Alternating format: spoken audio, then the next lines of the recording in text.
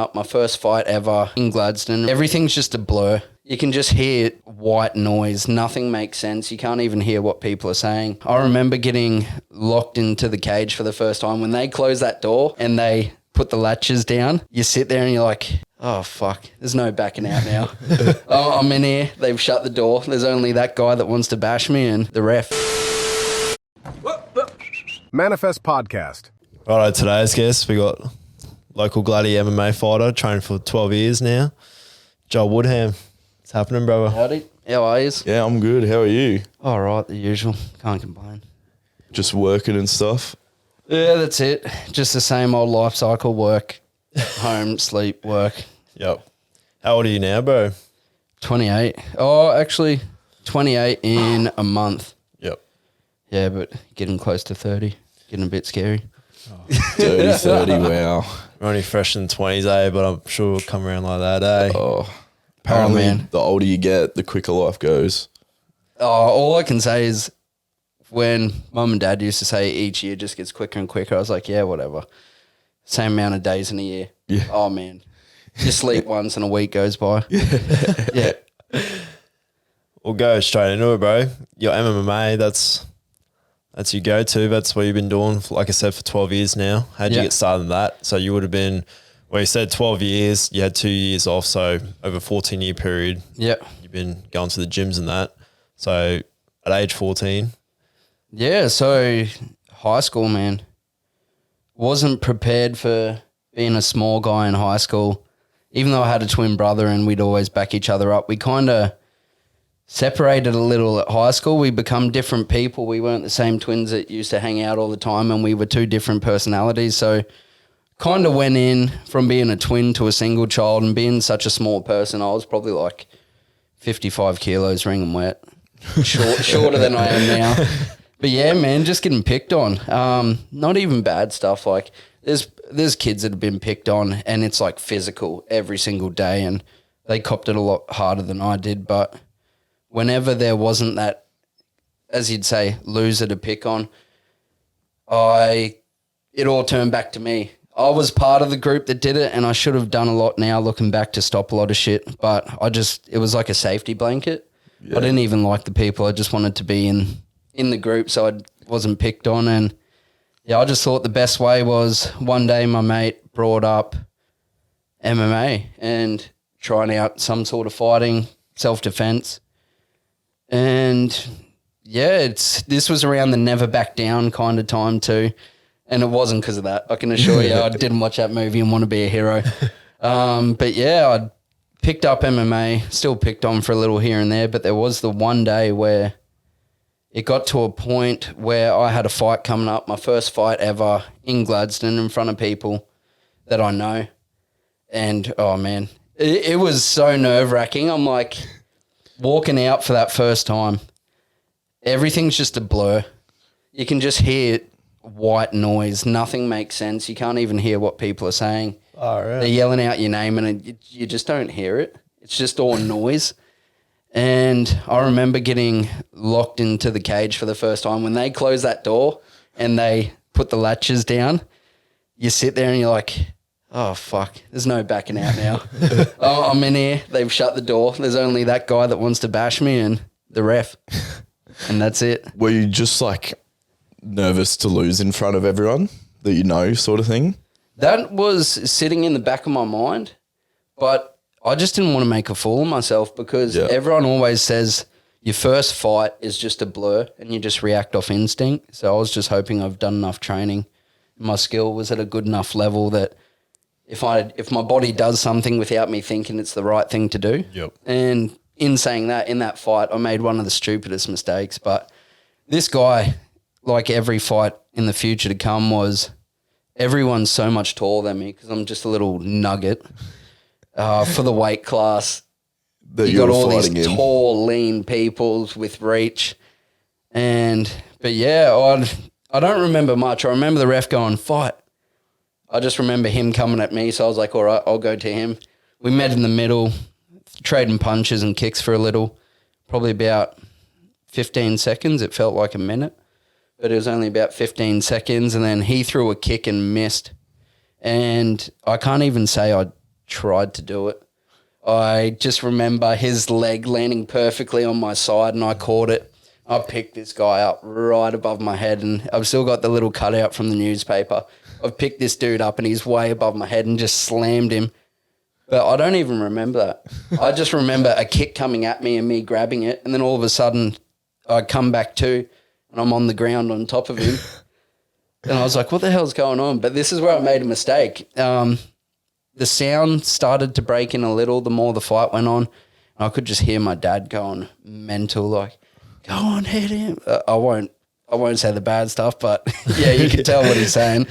And You've had a bit of adrenaline going, eh? Just man, it's crazy, eh? Like you just feel on top of the world and everything's so fast paced, so quick.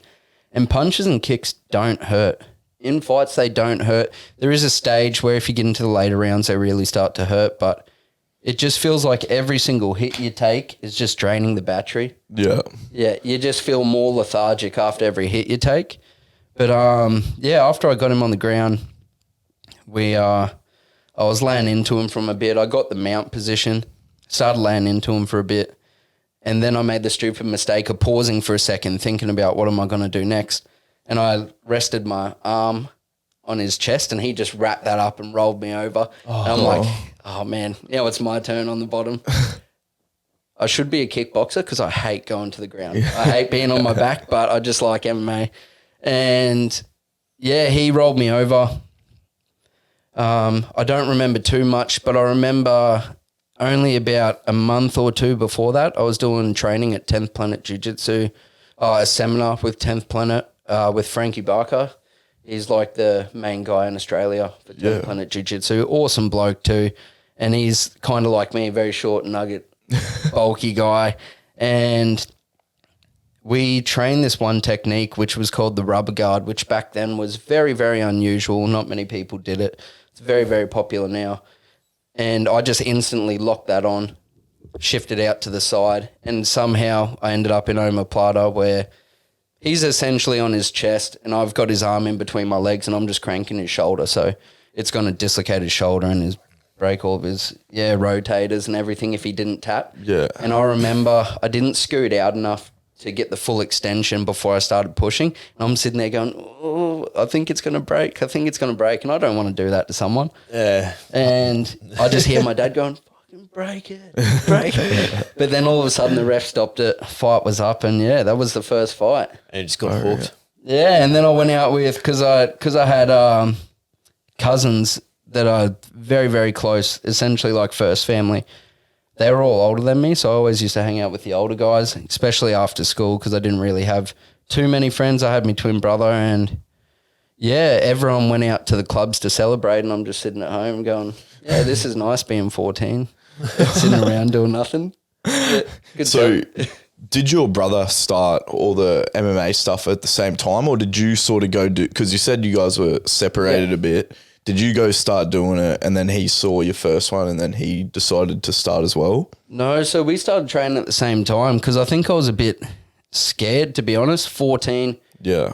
This was when MMA is still not what it is today and you're a bit unsure of what the gyms are like or what the sport's like. So we kind of went together and it all started from there. The poor bugger got hit in the eye and he was told if he fights again, it could detach his retina. So he had to just sit back and watch me fight for a while. He had a fight not that long ago and did absolutely awesome. It was wicked. But he kind of become a really, really like guru wizard at BJJ, like unreal. Like if we were to fight each other in the backyard, I'd be like, no, stand up, pussy. Come on, stand up. And he'd be like trying to take me down to the ground because he'd just dominate me there. Yep. Yeah. So for those listening, mixed martial arts, it's like a corporation of lots of different, like you got kickboxing, jiu-jitsu, whatever. I guess. You can have, there's many, man. You've got, so the main ones I find that are very successful now is boxing, wrestling, jiu-jitsu, kickboxing or Muay Thai as well, because there is a difference between Muay Thai and kickboxing. A lot of people are a bit unsure of it, but Muay Thai, you've got elbows, knees, and kickboxing, you're not allowed to clinch and pull their head down as you strike, things like that. Yep. But then you've got karate, taekwondo, judo.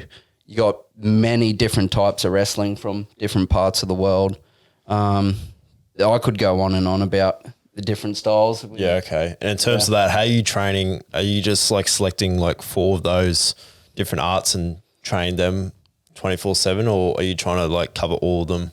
So at Beast with Jace, boxing, kickboxing, BJJ and wrestling are kind of the main ones we do.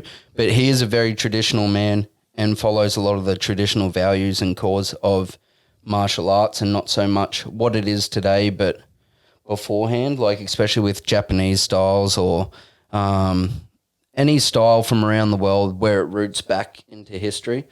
And he's very, very diligent in how he displays that as well. And he makes sure that the kids growing up now into MMA also follow those rule sets. Yeah.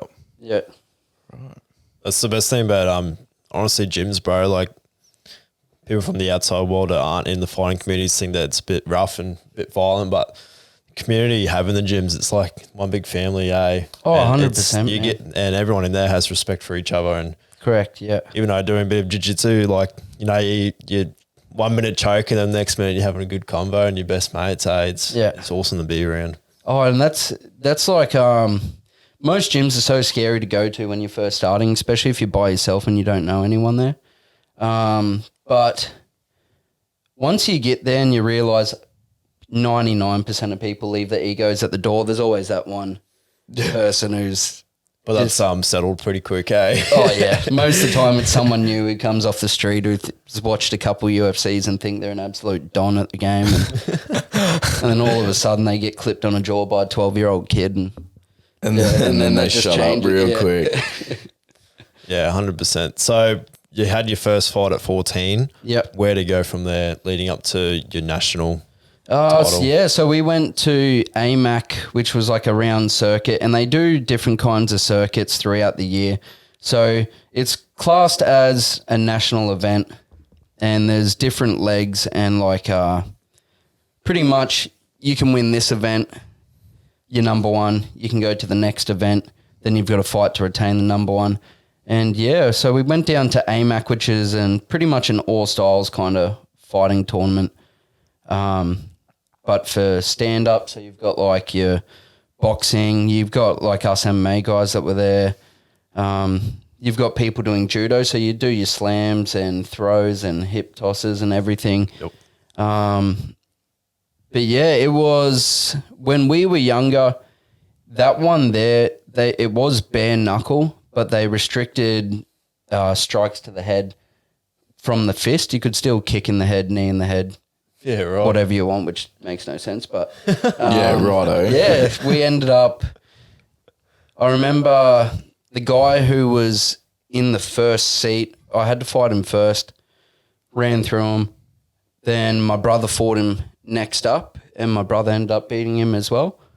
And I remember they announced the final for the number one spot, and I think it was called the Colts division back then when we were a bit younger. But yeah, me and my brother were like, all right, are we going to fight or are we just going to settle it, whatever? And he's like, no, we'll fight. And I'm like, all right, man. I'm like, well, do you want to just like hard spar each other or? And he's like, yeah, we'll hard spar. Refs went and asked Dad, they're like, are they allowed to fight each other? They're like, yeah, that's fine. Dad's like, I don't care. Go for it. And we got in there, and the first kick that he threw at me would have taken my head off if I didn't move quick enough. He just forgot that. Here we go. Let's go. Far out. Like, how old were you at this point? 16, 17, around there. Yeah, righto. Yeah. I couldn't even imagine, like, obviously when you're fighting someone and you don't know them, you couldn't give shit if you, like, take their head off. Yeah. But when it's your brother, it's, like, just a completely different feeling, eh? Yeah, and I wanted to hold back, but the second he threw that kick, I'm like, no. It's on. Yeah, it's on. But he leg chopped me. Like every single time I went to step forwards, he'd kick me in the leg. And for about 2 weeks after that, I could barely walk. But I ended up split decision points. I took it home. But I wouldn't say he lost the fight either. It's a split decision. And Yeah. Still had bragging rights over the dinner table at 9 a.m. oh man, every now and then we would, but when we were younger, we were like killers towards each other. If fights, it's not like a usual brotherly fight that happens when they both know how to fight really, really well. We had that one moment where we had a fight one day, and that was the fight to end all fights. No one was home. It was just me and him. I'm like, all right, get the fuck in the backyard. Let's go. Let's do this. He just got braces on too, and I mashed him. And they also mashed my hand to bits. And then we ended up on the ground somehow, and he elbowed me in the face, and there's blood everywhere. And then we just heard Mum come out screaming, and like she's watching someone being murdered. And yeah, after that day, we kind of shook hands, stood up, and we just said, let's never do that again. So with all that, you guys obviously would have like sort of had to stop competing at the same events, wouldn't you? Because it would have just been the same result. Yeah, sometimes, so we'd go to different events, but because we were so much younger, and not to say, like, I hate saying that I'm better than a normal person or anything. I'm better than no one else on this planet. But skill-wise, we were always fighting adults. Even when I first stood into the gym and I started to find my feet, I was 14, 15 years old, choking out 22, 25, 30-year-olds. Yep. It was something we just really, really picked up straight off the bat, and we knew we were good at it. But, yeah, so we were always in adult divisions. Yeah, and wow. I was always maybe a couple kilos heavier, so I'd either be in a class above or I'd come down to the same class. But there'd be so many people at these tournaments, we kind of never really found each other in the bracket again. Oh, okay. Yeah. So what class were you in? Were you in like the lightweight or featherweight division or? When we were much younger, it sucked because I'm naturally heavy. I'm naturally just like, I don't look it right now, but I'm about 105. Oh, true. 108. Yeah. Yeah. But I'm just very, very dense. Yeah. Yeah, so if I jump in a pool, I sink straight to the bottom. But, yeah, like 61 kilos usually where it was at, or 59.8. Yep. As I got older, it was a struggle, but we were making 66.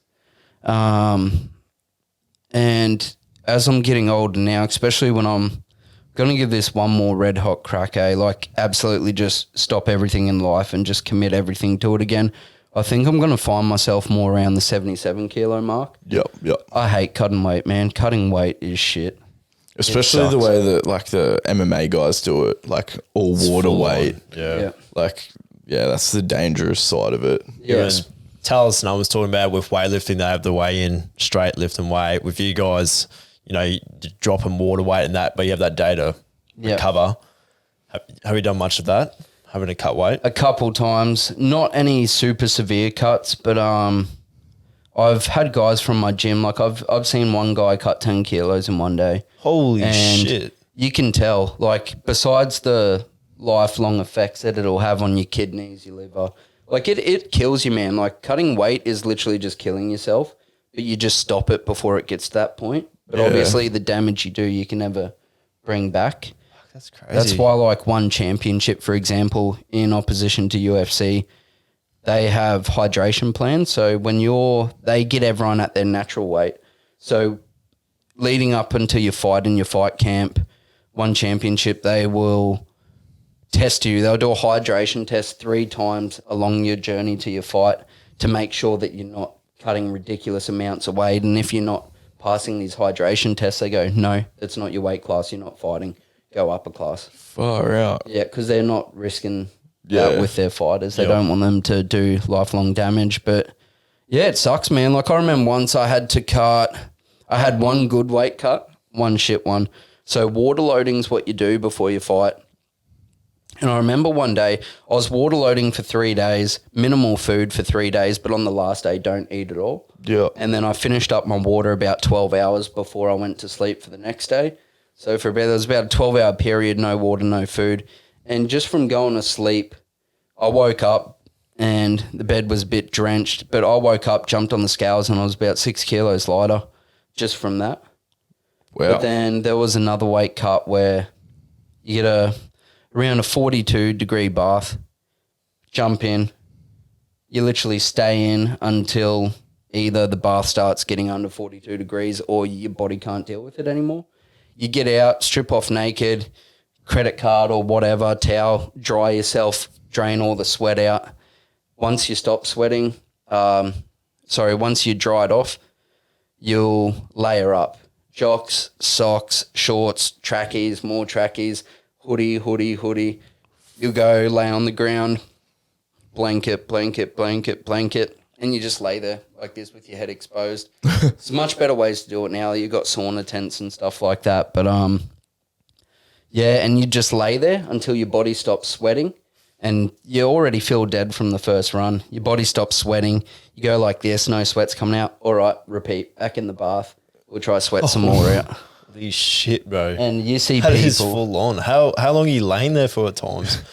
Sometimes 30 minutes, 40 minutes, just until the sweat stops. But like I've seen people do it and they look sick, man. Like it looks like their body's eating them from the insides out. And like I've seen people get out of a bath and have to be lifted up because they can't actually hold themselves up. They go in and then back in the bath again, and it's dangerous.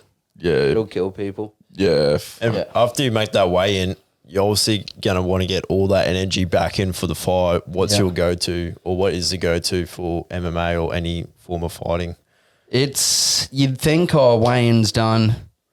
Let's just smash everything. Yeah.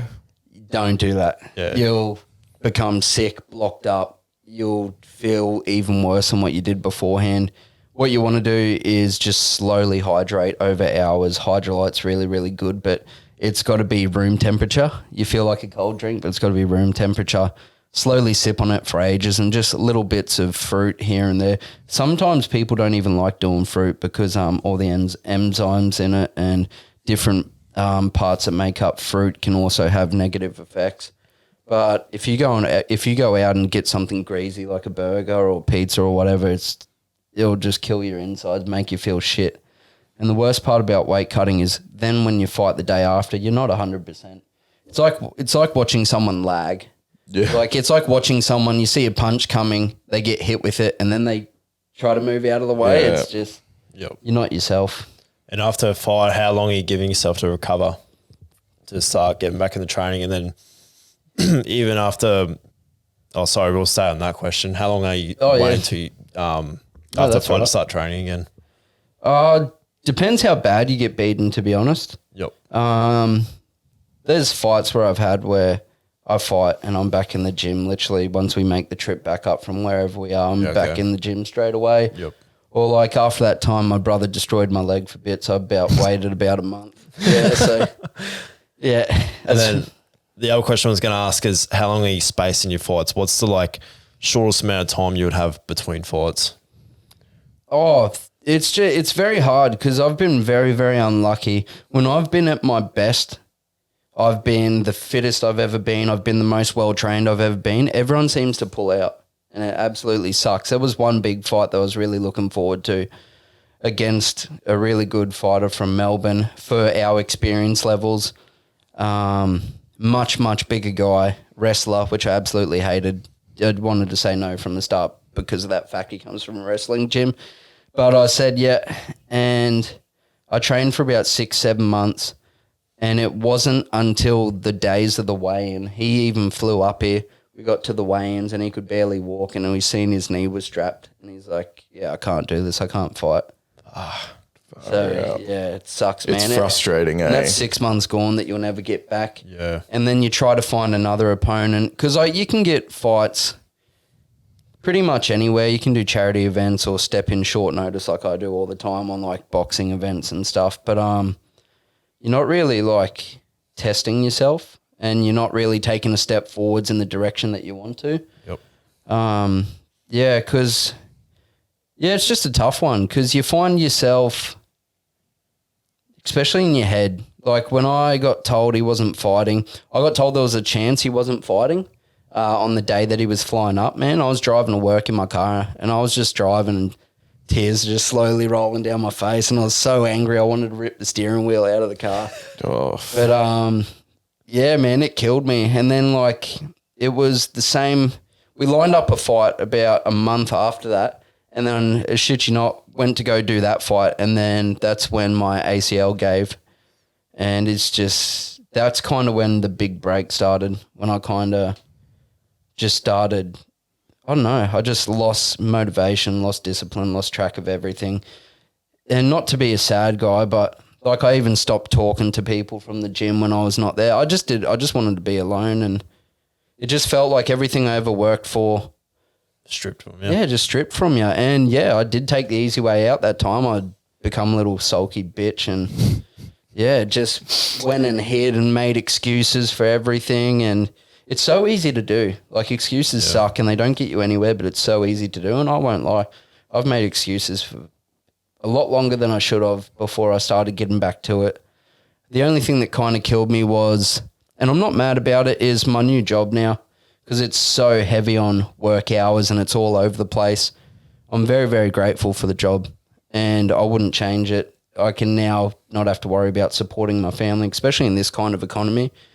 But yeah, it's just very hard to move around. But when I get back in there next, I'm going to put in the hard yards first before I even consider fighting. And then I'm just going to come after everyone that I think's a really good fight, even if they're levels above me, and just give it one more last solid crack just to see if I can do anything.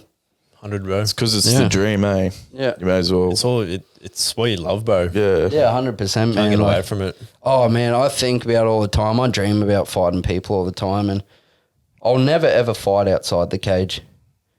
If someone wants to fight me outside the cage, unless I'm cornered and I can't get away, then I'll swing. But, yeah, if you see me out on the street and you're trying to fight me, I'll win that fight by 100 metres every time. I'm gone. I'm not there. I'm running. Yep. But, yeah, like even when I was younger, I had a little moment where I realised this is not good. People know this story, so I'm not digging myself a grave here. But when I was younger, I was 16, I think, or 17. I wasn't old enough to go to the clubs. I was at a party from one of the guys from high school, and that party kind of started to dissolve and come to an end. And I was walking towards Macca's that's in town, in the city, and I was in a Stitch onesie, so from Lilo and Stitch. 16, it was a onesie party. And I was walking and I felt morally obligated to help this chick because I seen this dude just punch her. And it was her boyfriend at the time. I seen this dude punch her and then walk off, and I went to pick her up, asked if she's okay, try to get her a ride or something. And then all I hear from the background is, you don't mind swearing on this and nothing. I don't want to carry on too much, but yeah, all I hear is, oh, you cunt, you fucking trying to take my missus, blah, blah, blah. He's like, you're a slut. You're trying to get with this guy after I just hit you. And I was like, what the fuck's going on? At 16, I got no idea. But this was the funniest part. I just told him to fuck off and leave us alone. I'm going to get her home. And he's like, all right, mate, I'll come and see what you're going to do about that when I get to you. And you know on that highway there how they've got the fences that divide the highway? Yeah.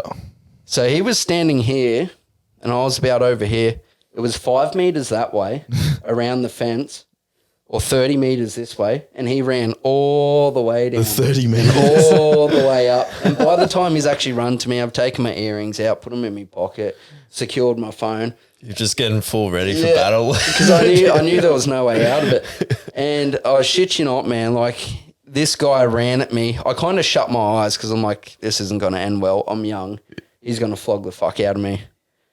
And I just threw the biggest overhand I could charge up. Like not even a straight punch, just wound it up over the top. And I shut my eyes and I just felt it connect. And all of a sudden I felt his weight coming onto me. And in my head in that split second, I'm like, fuck, he's wrapping me up. I'm going to the ground. And then it kind of slid off me. And I looked and he's face down on the ground. And I'm like, holy fuck. But this is where I knew never, ever fight outside because it's so dangerous, man. I was young and I think it was a scared reaction. I shouldn't have done it, but I followed up with about 4 punches till I was knocked out. Never, ever do that. It's a disgraceful act. It's bad. I know he was trying to attack me. I'm 16, but the second I did that, I tried waking him up and I couldn't hear him breathing or anything. And I tried waking him up and just no response, no reaction. And then his girlfriend all of a sudden was in love with him again going, ah. I'm like, you're kidding. But I just sprinted, man. I just sprinted from City Macca's all the way to King Cora Macca's. Holy shit. I was scared I killed him, man. I was so scared that I killed him. And like, it was literally like, I know I'm only 16, 17, whatever at the time, but I'm like, I've just wasted my life. Like, this was my one chance at life, and now I'm just going to be locked up for the rest of it. And I called Dad. I'm like, Dad. He's like, what's going on? What's going on? And I'm like, I think I just killed someone. What should I do? And he's like, there's only one thing to do, mate. Like, my dad, I know he'd want to protect me, but he's a pretty straightforward bloke. And he just said, call the cops, mate. It's the best thing you can do at your age. So I called the cops, and this did not go how I thought it was. Anyway, apparently old mate got up about 20 minutes later and found his feet. But the cops got a photo with me in my onesie. And I won't say any names or anything because I don't want to get anyone in trouble, but I kind of knew this officer, and he's like, oh, you're doing the Gladstone community a favour with that guy. So, yeah, didn't get in shit. Old mate found his feet again. But after that moment, I'm like, one punch literally can kill. It's not even the punch, bro. It's the fall. Exactly. It's not even the punch. It's when you're unconscious and you got free weight and it hits the deck. If your head hits the ground, it's over. And I probably shouldn't have followed up with those other punches, but I was 16 and 17. I was scared. You're just scared in the moment. Yeah. Yep. And it's like that, you're like, oh, shit, like, fuck. And that's the other thing going, like, people join the gyms and that, it should be just for the community and, wanting to be able to self-defend yourself, not going out and then starting fights in clubs, which is unfortunately sometimes people's intention, but it's pretty heavily taught in all the fighting gyms not to do that, isn't it? If you get if you get caught in the wrong, if you're defending yourself, 100% you'll be told, all right, was it? They won't even say, good job, you defended yourself. They'll bring you in. They'll say, what happened? This would be from a coach who cares, not just a random coach, but a coach who cares, or a gym owner would sit you down and be like, are you sure there was no other way you could get out of it without hurting people? And if they find out that like there was no other way, they're like, all right, mate, no worries. Probably try not to hang out with that kind of crowd again. Or if it was a event you couldn't get away from, sometimes that happens, but at least you were prepared for it. Yeah. But yeah, I've seen young kids come in. There was one kid, I can't remember how much younger he is than me. I won't say his name, but because everyone knows him in town. But I remember he come to the gym for a bit, and yeah, about after a month, 2 months, I seen him out on the piss going, oh yeah, I'm so good at fighting, blah, blah, blah, shadow boxing in the air. And then later on that night, I seen him trying to fight someone. I just walked up and grabbed him by the shirt and just slapped him in the face and said, wake up to yourself.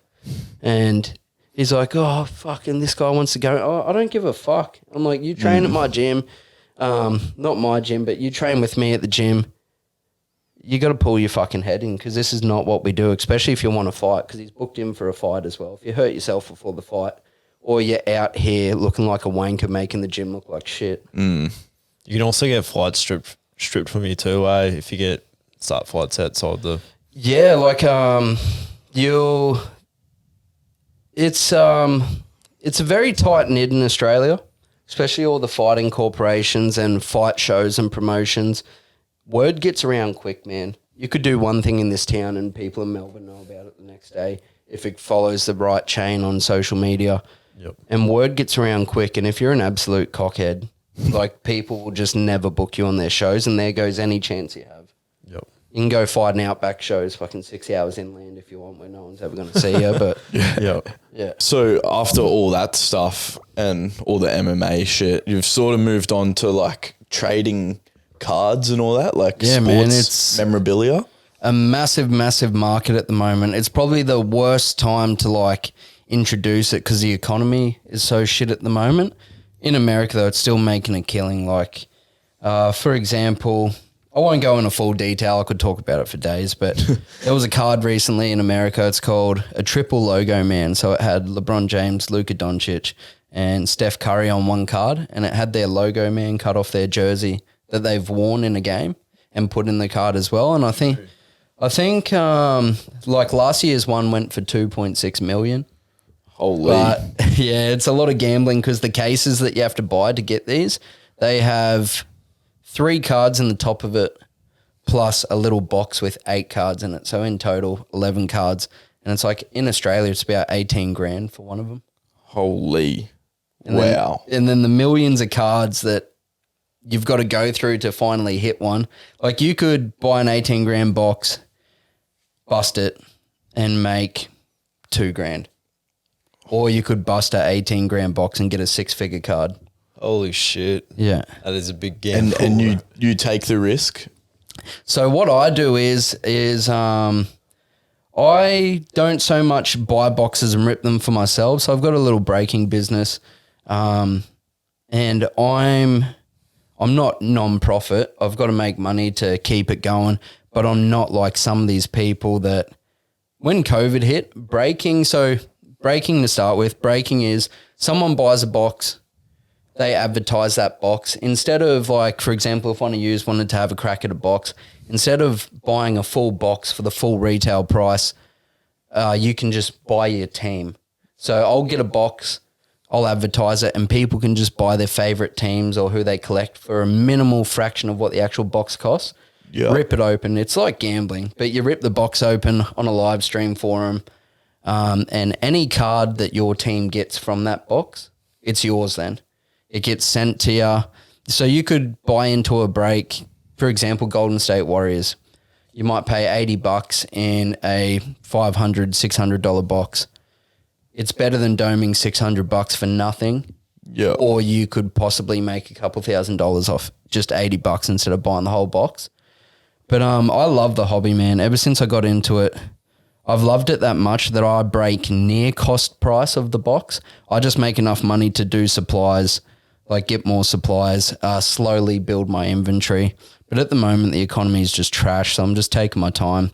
But ever since COVID, there used to be like 3, 4, 5 main breakers in Australia, really, really good at what they do. Like they've got the time every day. It's their full-time job to have awesome websites, graphics, marketing. But ever since COVID, there's like 500 of them now. 500 little breakers that were like, oh, this is a quick way to make money. Like, Yep. And it's enjoyable too. oh Like, yeah, man. You actually have fun when you're making. Oh yeah, money. dude. I love pulling money for other people too. Like, Yeah. I love ripping a box and getting a fat card for someone, like for their personal collection, even if it's not a massive card, if they love it for their own collection. But I brought a couple to show you. I'm more of like an investment buyer. Yep. And the reason why I like it, it's because it's kind of like a gamble that you can watch live. Kind of like if you put a bet on sports bet and how good's a bet when you can watch the game live, not when Yep. you're just sitting there waiting for the results to come in. So it's like you follow whoever you buy. There's a bit of thinking to it. You read stats of players, see how they go each game. And I've got a couple guys that I'm following, and you just watch them live throughout the year. And if they progress, they're making you bank. If they fall off, though, your card could be worth absolutely nothing. So is that how the value of the cards are determined by the actual stats of the players? 100%, man, or their legacy, for example. Like Michael Jordan, his rookie card that everyone loves from Flair, just to buy that in a shitty condition raw. So raw just means the card itself, not in a slab or done up by PSA Beckett. They're still around like $8,000, $9,000 just for the card. And you could go and grade that and be like a PSA 5, like absolutely shit wear. But I've got a couple collections in here. So there's different kinds of cards. For example, this one here is an RPA. So it's a rookie patch and autograph. But ever since COVID, a lot of the patches you get are just called like jersey patches because they're not game worn, player worn. Because ever since COVID, they try to restrict contact. But I was lucky enough to get Tyler Hero, and that's who my kid's named after, Hero. Little man, yes, he's my favourite player. Do I think he's going to make much bank? No, but I absolutely love him. It's kind of like my PC player. But money-wise, I took a risk on this guy. When I see cards really cheap and I don't mind taking a loss for potential outcome, this card here is Ryan Rollins' rookie card Contenders Championship ticket. Yep. So that, and it's 1 of 1. So that is the only one in the world of that card. Oh, wow. And Show the camera, bro. He's just been traded from Golden State to the Wizards, but the Wizards are so shit now. So I was like, if anyone has a chance on that team, they can make money. So I seen this card. Usually 1 of 1s can go, especially in this Contenders product, go for thousands and thousands. This guy's a bit unknown, but I took a gamble. Cop this for $280. So if I lose out, big deal. Yeah. If I make money, for example, Evan Mobley, very, very good player for the Cavs. That's his next day auto. So these are chased after because that's their very first auto that they sign as an NBA player. So, how do they know that? Who grades that, and how do people So know? these are from Panini, so they authenticate everything that they do. Wow. And they always have people taking cards to players and photographing the whole thing. I copped this for $350 Australian back when he wasn't playing so well. Yeah. He's really picked it up over the last year. And the last sale of this, I'm definitely holding on to Evan Mobley. I've got an RPA of him as well. So another auto jersey patch. But yeah, this card here, bought it for $380 around that mark. Last sold for $1,200. So prof on that guy. Yep. But the one guy I'm really digging at the moment, I reckon he's the next KD, is Trey Murphy for the Pelicans. Oh, yep. Especially towards the back end of last year, he absolutely killed it. So I bought his contenders cards because contenders just hold value. They're so nice. So I ended up getting his finals ticket out of 49, as well as his cracked ice. These are very, very sought after. It's like a cracked ice effect on the card. Yeah, and that's clean. out of 25. So there's only 25 of those. And then I've also slabbed up his gold out of 10. Out of 10 as well. So I'm taking a big risk on the Murph. But yeah, man, I reckon he's going to be dope as. But yeah, like, I just love NBA. Always have. I've got Miami Heat tattooed on my leg. It's my favorite team. My kid's named Hero after Tyler Hero. So you fight the finals last season, And 2 years and you before got that, Felto who goes for Celtics. Oh man, he was giving me shit when Celtics started coming back against the Heat and they won 3 in a row. Yeah. I was just like banging my head at home, and Felto's like was quiet. The first 3 games we won, absolutely quiet.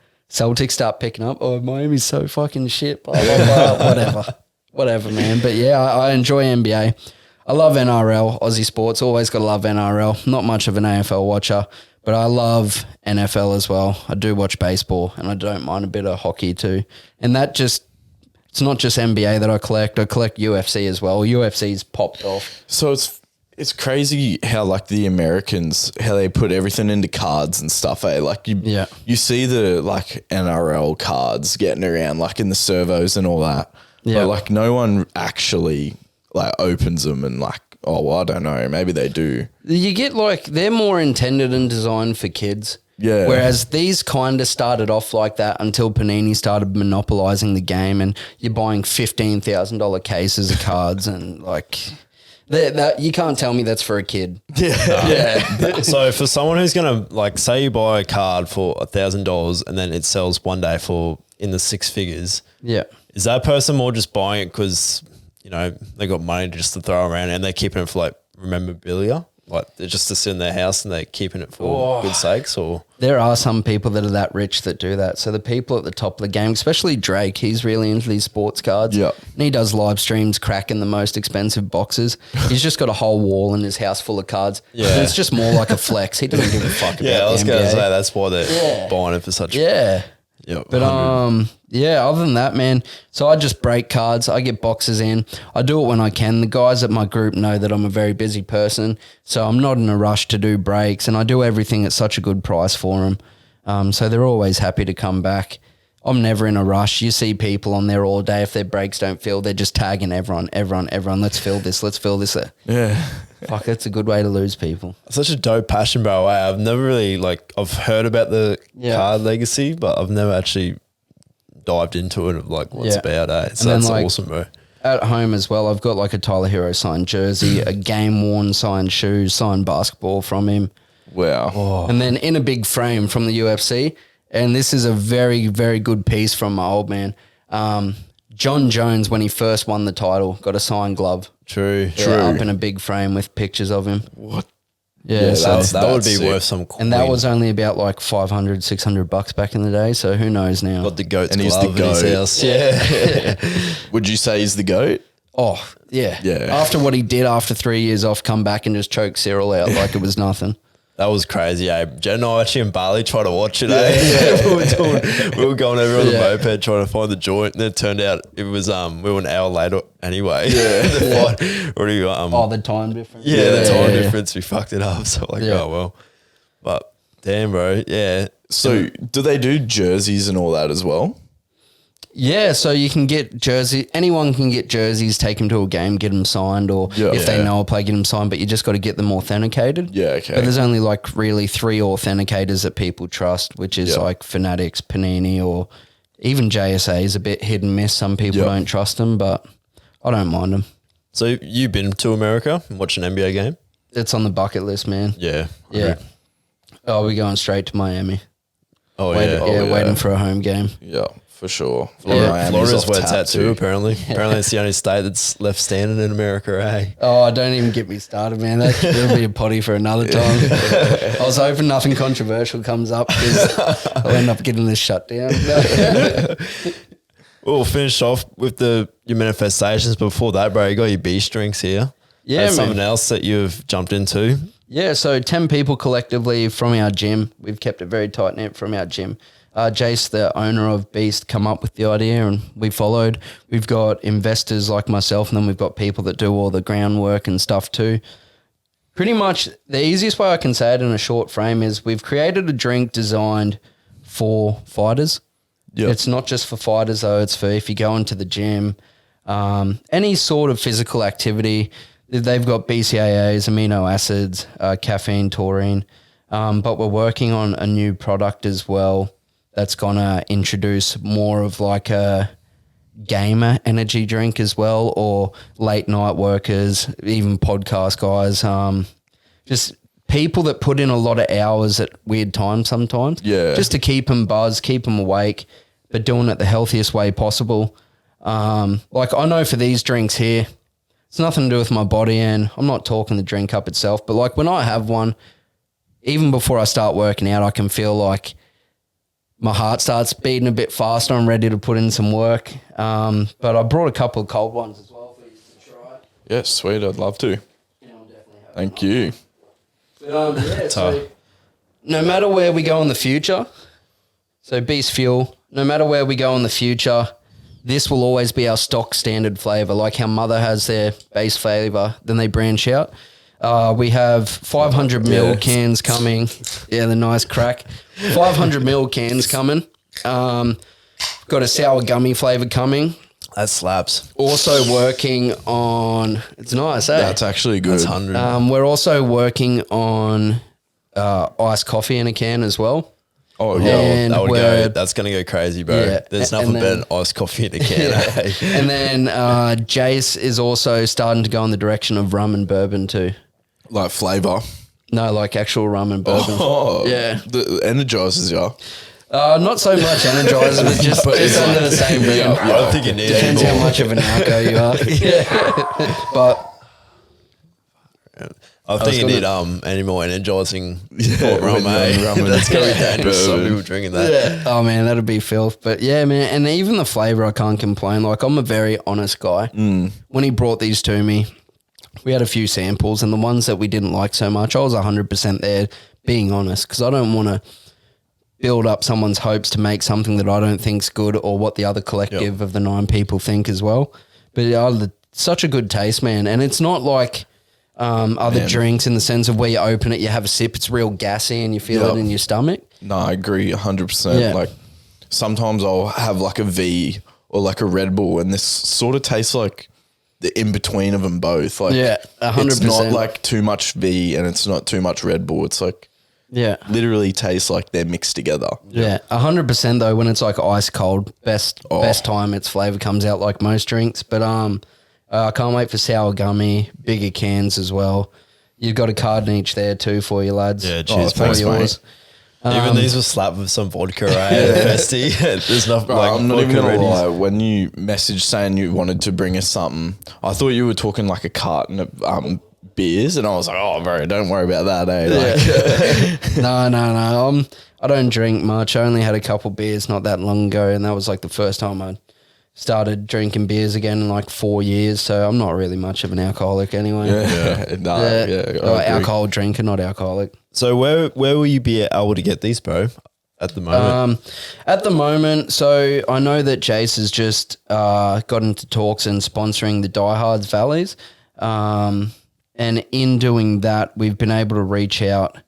We've got ASN, the Night Owl, even in some food vans as well, going around to work sites. But that's just the start for us. We knew it's going to be hard in a very saturated market already. Anything nowadays to do is very, very hard. Everything's saturated because no one wants to go into a physical job anymore. People just want to create things that people buy and do. But we're trying to do something different. It might be as successful, it might fail, but that's the thing. If you sit back and just think about it and never act upon it, you'll never know. Yep. So that's what's happening. And I personally can say when it comes to this, I'm more so an investor. I haven't put in as much hard work as other people, but the very close people to Jace were given the opportunity. I appreciate the work they do. A lot of them put in so many hours, but like as an investor, especially with my job that I have and my lifestyle, I'm not around too much anyway, so it's worked out perfect for me. But yeah, this drink, man, I've always got it in the fridge at home. A lot of the fighters down at the shed have it in their fridge at home, and it's not even just because to support it, it's just because it's such a good, nice drink. Yeah, it is very good. Yeah, so it's very, very good, and yeah, it's different, but we're just trying to improve what's already out there. Yep. I think people are definitely, even your gym junkies, always looking for that healthier option, when it comes to your energy drinks and pre-workouts. So 100%. I reckon that's going to kill it, bro. Yeah. Give it a couple of years, and because it does taste general, like you said, bloody good. Yeah. Once you have this times good marketing, bro, it's just going to take off, Yeah. So and that's like we can only improve in like our marketing, can designs, everything. It'll all come along, but you've all got to start somewhere. I reckon you're already killing it with the can design, That's bloody fresh. Got the bit of the Spartan helmet there. Yeah, and the beast. Yeah, that's with clean. Jace, I knew that was going to be on there. Yeah. He loves all that sort of stuff. Oh, he's just like, he's a man Hulk and he's a bloody warrior. So yeah, it all fits perfect. Yeah, we got him lined up for a potty in the next few episodes. So that'd be awesome. That's going to be, because he's even army background and Correct, everything. Yeah, so that's going to be a killer. To wrap it up, bro, we'll do your future manifestations. So what's the future plans? What are you aiming for? I don't want to sound like too generic or whatever, but growing up now, I know I'm only 28. I'm not old yet, but I'm still not like a teenager anymore. A lot of things have come a lot clearer as I've got older, and it doesn't matter what I'll be doing. There's things I really want to do. Like I want to get back to fighting, give it one last solid crack and try to take it all the way. Zero excuses, give it everything I have. But now with my partner and my kid, and I've been with my partner for quite some time, and especially my old man, he grew up without a dad. So I'm just taking what he's taught me to make a better version of just being a good person, good father, good member of the community. I just want to be helpful and help as many people as I can, no matter where it is. Yeah, without sounding too cliche, I have my own dreams now and I'm going to chase them, fulfill them. With the breaking, I don't want to become giant and massive. I just want to always allow people a spot to break for very good price. Enjoy that kind of thing that I like, have a hobby on the side. But yeah, the main manifestation would be fighting. I want to get back to it, whether as a fighter or a coach, but that's something I'll do lifelong. Yeah. But yeah, overall, I just want to be a better version of myself every day, because back in the day, I used to be a piece of shit, and over the years, I've slowly built myself up and worked myself up to try to be better to at least one person every day. And that's about it. That's unreal, bro. Like, proper inspirational. Yeah, respect. What you just said, fired me up. Yeah, it's just you learn so much. And the one thing I wish I could say, I understood, was when your parents say they know, they fucking know. They've known this whole time. We're just living what they've lived through. Yeah. And if we took their information so much earlier and understood it, we'd be so much further. But Yeah, 100%, man. Don't whatever your parents say, listen to it because it's true. It's real. Yeah, it happens. Yeah. 100, bro. Well, appreciate you coming on. That was a killer potty. Oh, no problem, man. Thank you very Thanks much. for having me. No, it was unreal. Best of luck to you, fighting career. I hope it goes well for you. I hope so too, man. 100%. Go around Beast Fuel. Like you said, you can get it at ASN. Yeah. A couple of food trucks and It's at the night owl outlets. not our outlets. Yeah, that's it. Bloody oath, bro. Righto. Thanks for listening to our potty. Thank you. Catches. Manifest Podcast.